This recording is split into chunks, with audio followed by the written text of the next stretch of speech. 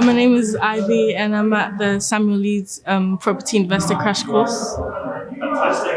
Tell me how your experience of the day has been. It's been really good. I came here as like a beginner. I didn't have a lot of knowledge, but yeah, I've gained a lot of knowledge, and yeah.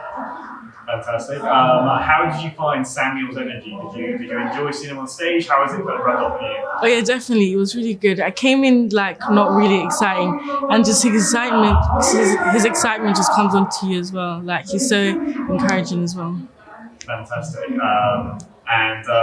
How is it? Has it invigorated you to go out and start your own property journey? 100%. It's really inspired me.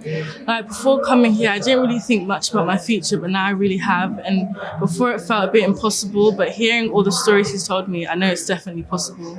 Fantastic. And for someone who was thinking about moving to the crash course but hadn't made the decision yet, what kind of thing would you say to them? I'd say definitely go for it. You're not making a loss at all.